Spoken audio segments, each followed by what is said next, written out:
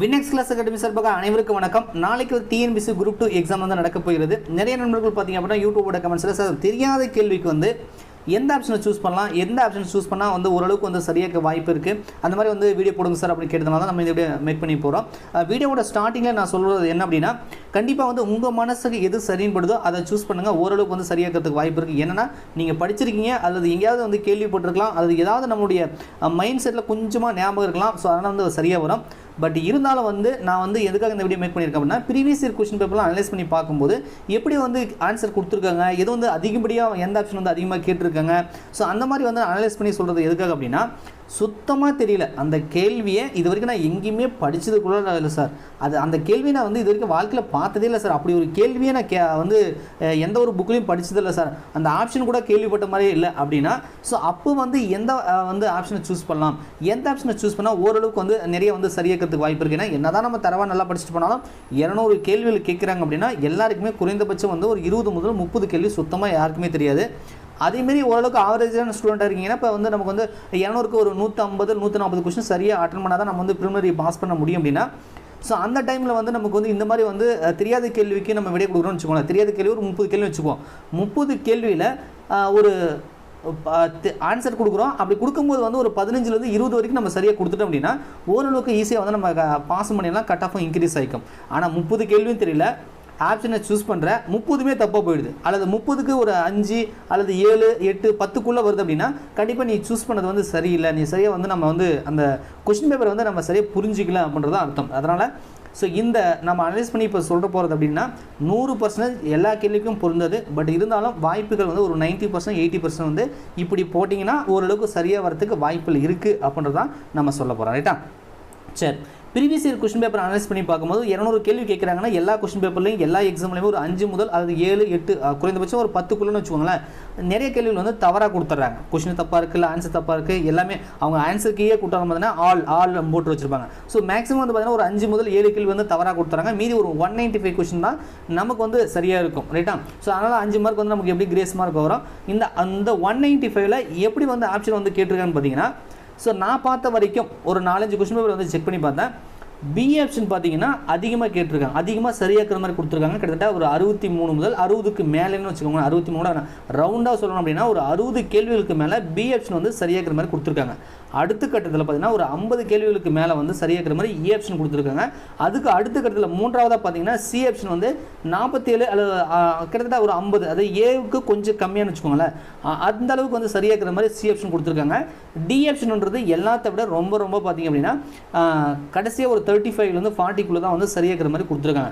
சைக்காலஜிக்கலாக பார்த்தீங்கன்னா question pattern எடுக்கிறவங்களே question அந்த frame பண்ணுவாங்க இல்லையா, அவங்களே பார்த்தீங்கன்னா ஒரு கொஸ்டினுக்கு வந்து ஆப்ஷன் கொடுக்கணும் அப்படின்னா சரியான ஆப்ஷனா ஃபஸ்ட்டு 2 கொஸ்டின்லேயே வந்து கொடுக்குறதுக்கு நிறைய வாய்ப்புகள் இருக்குது. ஸோ இப்படி தான் கொடுத்துருக்காங்க.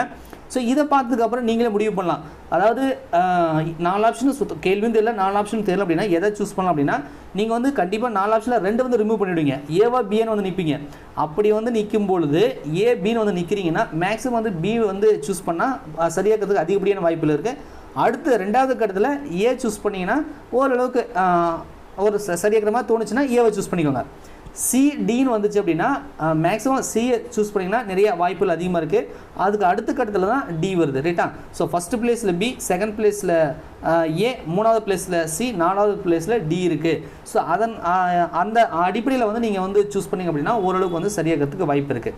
பட் இது எல்லாத்துக்குமே பொருந்தாது. ஏன் அப்படின்னா கொஸ்டினோட டைப் வந்து 4 விதமாக இருக்கும். ஒன்று டைரக்ட் கொஸ்டினாக இருக்கும், இன்னொன்று பொறுத்து கொடுப்பாங்க, இன்னொன்று ஸ்டேட்மெண்ட் கொஸ்டின் கொடுப்பாங்க, இன்னொன்று வந்து கூற்று காரணம் அப்படின்ற மாதிரி கொடுப்பாங்க இல்லையா. ஸோ இப்போ இந்த பேட்டர்னுக்கு ஏற்ற மாதிரி இந்த கொஸ்டினுக்கு ஏற்ற மாதிரி எப்படி கொடுத்துருக்காங்க அப்படின்றத நான் சொல்கிறேன். ரைட்டா? ப்ரீவியஸ் இயர் கொஸ்டின் பேப்பரை பார்த்துட்டு இப்போ டைரக்ட் கொஸ்டின் அப்படின்னா ஒரு கொஸ்டின் இருக்கும், 4 ஆப்ஷன் கொடுத்துருப்பாங்க. ரைட்டா? ஸோ இந்த எல்லாத்துக்குமே 4 ஆப்ஷன் கொடுப்பாங்க. பட் இது டைரக்ட் கொஸ்டினாக உங்களுக்கு புரியும் நினைக்கிறேன்.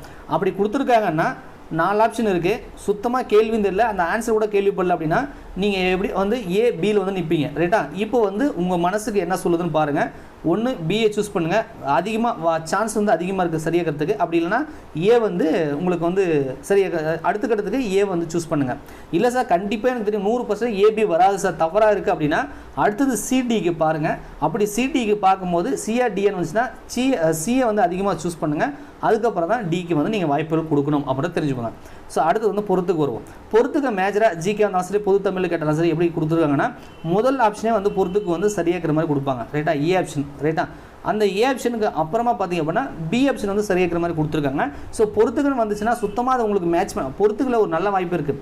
ஏதாவது ஒரு ஆப்ஷன், அதாவது 4 விதமாக 4 கொடுத்துருப்பாங்க, அதில் ஏதாவது 1 2 வந்து நீங்கள் சரியாக நீங்கள் மேட்ச் பண்ணிட்டீங்க அப்படின்னா மீதி 2க்கு வந்து எப்படியாவது மேட்ச் பண்ணிக்கலாம். ஸோ அப்படி தான் வந்து மேக்ஸிமம் வந்து பொறுத்துக்குன்றது கொஞ்சம் ஈஸியாக தான் இருக்கும். ஏன்னா 4மே நமக்கு தெரியாமல் போகாது, அதில் ஏதாவது 1 2வது நமக்கு தெரிய வரும். அப்படி தெரிய வந்துச்சுன்னா அது எங்கே இருக்குது அப்படின்னு பார்த்து நம்ம கெஸ் பண்ணி சூஸ் பண்ணிடலாம் எந்த ஆப்ஷனில் வருது அப்படின்னு. சுத்தமாக தெரியல, எனக்கு பொறுத்துக்க 4மே தெரியல, மேட்சும் பண்ண முடியல, நான் படித்த மாதிரியும் தெரியல அப்படின்னா நீங்கள் சூஸ் பண்ண வேண்டிய ஆப்ஷன் வந்து ஃபஸ்ட்டு ஏக்கு ப்ரிஃபரன்ஸ் கொடுங்க, அதுக்கு அடுத்தமாக பி கொடுங்க. இல்லை சார் ஏபி சுத்தமாக வராது நான் கண்டுபிடிச்சிட்டேன் அப்படின்னா சிடிக்கு வந்து நீங்கள் போகலாம். ஸோ அடுத்தது ஸ்டேட்மெண்ட் கொஷின்னு ஒன்று கொடுப்பாங்க. இதில் வந்து பார்த்தீங்கன்னா 4 ஸ்டேட்மெண்ட் கொடுப்பாங்க, சம்டைம் வந்து 3 ஸ்டேட்மெண்ட் கொடுப்பாங்க. ஃபஸ்ட்டு 4 ஸ்டேட்மெண்ட் பார்த்துக்கோங்க. 4 ஸ்டேட்மெண்ட் கொடுத்தாங்கன்னா மேக்ஸிமம் வந்து பார்த்திங்கன்னா எல்லாமே 4 ஸ்டேட்மெண்ட்டும் சரியாக இருக்கிற மாதிரி கொடுத்துருப்பாங்க. இந்த ஆப்ஷன் வந்து சூஸ் பண்ணலாம். அது ஏபிசிடி எதில் வேணாலும் ஆப்ஷன் வந்து எதில் வேணாலும்க்கலாம். ஆனால் அந்த 1 2 3ன்னு போட்டிருப்பாங்க ரோமன் லெட்டரில், அப்படி வந்து பார்த்தீங்க அப்படின்னா 4மே சரியாக இருக்கலாம். மேக்ஸிமம் ஏதாவது தவறான ஒரு ஸ்டேட்மெண்ட் கொடுத்துருக்காங்கன்னா ஒன்று 3வது ஸ்டேட்மெண்ட்டில் தவறு கொடுத்துருப்பாங்க, இல்லைனா 4வது ஸ்டேட்மெண்ட்டில் வந்து தவறை கொடுத்துருப்பாங்க. அப்போ வந்து நீங்கள் என்ன பண்ணணும், 4 ஸ்டேட்மெண்ட்டும் சரியாக அப்படின்றத முடிவு பண்ணுங்கள். இருந்தால் அப்படி சூஸ் பண்ணுங்கள். இல்லை சார் ஏதோ தவறு இருக்குது, ஏதோ ஒன்று இருக்குது சார் அப்படின்னா மேக்ஸிமம் 3வது ஸ்டேட்மெண்ட் அல்லது 3வது ஸ்டேட்மெண்ட் வந்து தவறாக இருக்கும். 4 ஸ்டேட்மெண்ட் கொடுத்த கொஸ்டினாக இருந்தால் 4வது ஸ்டேட்மெண்ட்லேயும் தவறு இருக்குது ரைட்டா. ஸோ ஃபஸ்ட்டு ப்ரிஃபரன்ஸ் வந்து 3வது ஸ்டேட்மெண்ட் தவறாக இருக்கிற மாதிரி ஏதாவது ஒரு ஆப்ஷன் கொடுத்தாங்கன்னா அதை சூஸ் பண்ணுங்கள். இல்லைனா அடுத்துக்கு வந்து 4வது ஸ்டேட்மெண்ட் வந்து நீங்கள் பார்த்துக்கோங்க. இந்த ஸ்டேட்மெண்ட்லேயே தவறான ஸ்டேட்மெண்ட் எது அப்படின்னு கேட்டாங்கன்னா 4 ஸ்டேட்மெண்ட் கொடுத்து கேட்டாங்க அப்படின்னா உங்களுக்கு வந்து அதே மாதிரி தான். இப்போ 3வது ஸ்டேட்மெண்ட் மட்டும் தவறாக இருக்குது அல்லது 4வது ஸ்டேட்மெண்ட் மட்டும் தவறாக இருக்கிற மாதிரி சூஸ் பண்ணுங்கள். ஃபஸ்ட்டு 3வது ஸ்டேட்மெண்ட்டு, அதுக்கு அடுத்துக்கு 4வது ஸ்டேட்மெண்ட் பாருங்கள்.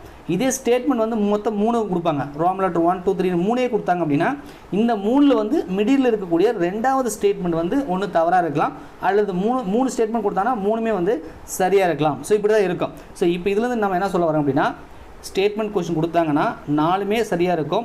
அப்படி இல்லை அப்படின்னா உங்களுக்கு தவறுன்னு மனசுக்கு பட்டுச்சு அப்படின்னா 3வது ஸ்டேட்மெண்ட்டில் ஏதாவது தவறு இருக்குமா அப்படின்ற மாதிரி ஏதாவது ஆப்ஷன் இருக்கா அப்படின்றத பார்த்து வந்து நீங்கள் சூஸ் பண்ணுங்கள் ரைட். அடுத்தது வந்து கூற்று காரணம். இந்த கூற்று காரணத்தை பொறுத்த வரைக்கும் பொது தமிழுக்கு வந்து நீங்கள் படிச்சிருப்பீங்க, நல்லா படிச்சிருப்பீங்க, அது நீங்கள் உங்கள் மனசுக்கு ஏற்ற மாதிரி போட்டுக்கோங்க. ஆனால் ஜிகே பகுதியில் வரக்கூடிய அந்த கூற்று காரணத்துக்கு வந்து பார்த்திங்கன்னா மேஜராக நிறைய கொஸ்டினுக்கு பார்த்திங்க அப்படின்னா கூற்று சரி, காரணம் என்பது கூற்றுக்கான சரியான விளக்கமாகும் அப்படின்றது சரியாக இருக்குது. விளக்கமாகும், அது எந்த ஆப்ஷன் வேணாலும் இருக்கலாம், எந்த ஆப்ஷன் இருந்தாலும் விளக்கமாகும் அப்படின்னு கொடுத்தாங்கன்னா அதை சூஸ் பண்ணுங்கள். இல்லை சார் சரியான விளக்கம் இல்லை, என் மனசு சொல்லுது நான் எங்கோ படிச்சிருக்கேன் அப்படின்னு சொல்லிச்சுன்னா விளக்கம் அல்ல அப்படின்றத சூஸ் பண்ணுங்கள். ஒன்று விளக்கமாகும், சரியான விளக்கமாகுன்றதை சூஸ் பண்ணுங்கள்.